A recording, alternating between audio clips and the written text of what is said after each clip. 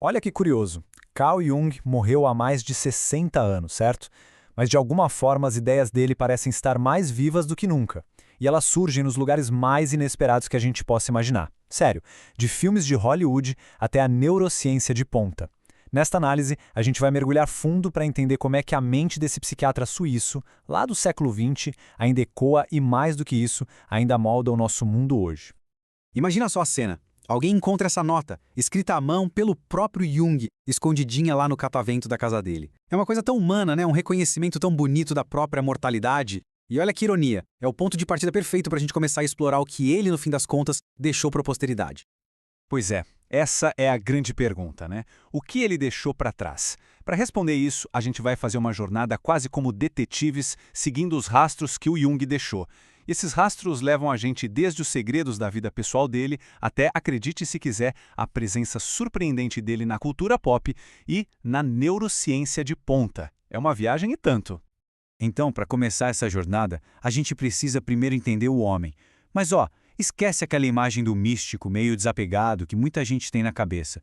A gente está falando do homem de carne e osso, sabe? Aquele cuja vida pessoal foi, na verdade, o grande laboratório para suas maiores e mais famosas teorias. E que lugar melhor para começar do que a casa dele? A casa do Jung era, na essência, um autorretrato. Pensa nisso. Ele e a esposa Emma projetaram tudo. Era um lar para a família, claro, mas era também um laboratório para a mente, com 2 consultórios de análise lá dentro. E a inscrição que ele colocou sobre a porta, ela já dizia tudo. Invocado ou não, Deus estará presente. Era um aviso claro, né, de que ali o sagrado e o profano não só conviviam, eles eram simplesmente inseparáveis. E falando em convivência, ela não podia ser mais intensa, porque o núcleo da vida pessoal do Jung foi marcado por um triângulo amoroso e intelectual que durou, pasmem, 40 anos. E esse triângulo envolvia, claro, as 2 mulheres mais importantes da vida dele. No começo era como se essas 2 mulheres encarnassem opostos que existiam dentro da própria psique do Jung. De um lado, a Emma. Ela era o lastro, sabe? A âncora, a mãe terra que mantinha ele com os pés bem firmes no chão. Do outro lado, a Toni. Ela era a alma gêmea, a musa, a parceira mística que viajava com ele pelas profundezas do inconsciente. Eram, na visão dele, 2 metades do feminino.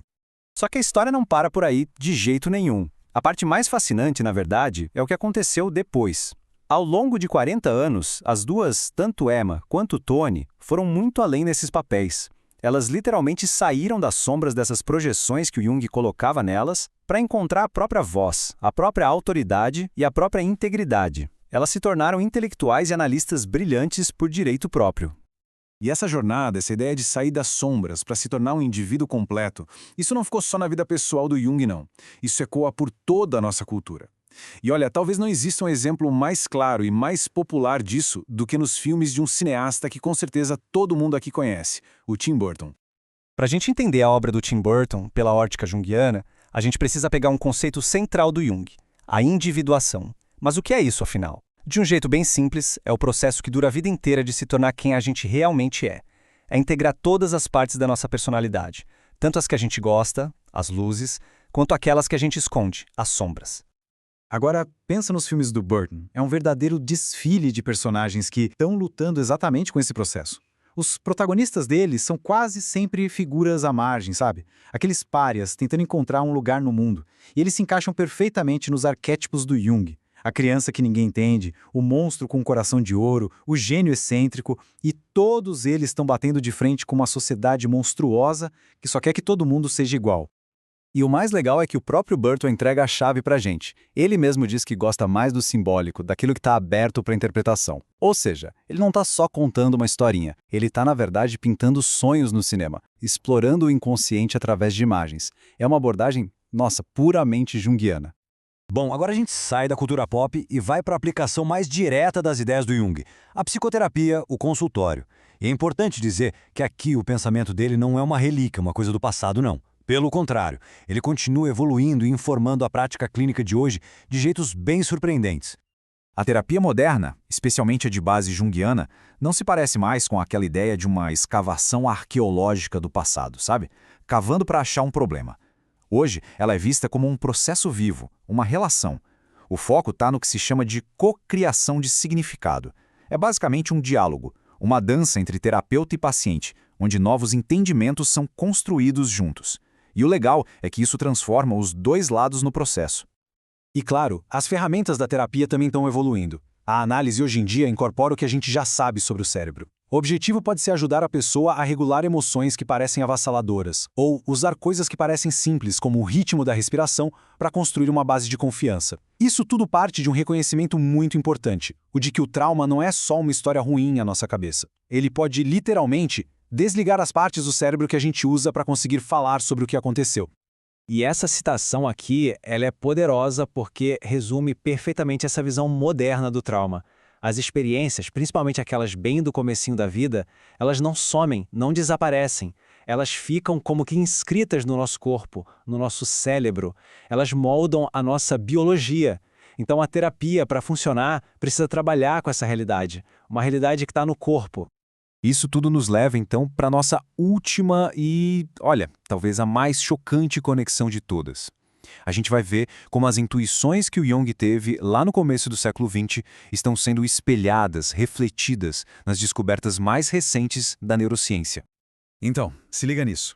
Neurocientistas, como um pesquisador chamado Patrick McNamara, identificaram uma rede específica no nosso cérebro que eles chamam de self-executivo. E qual é a função dessa rede?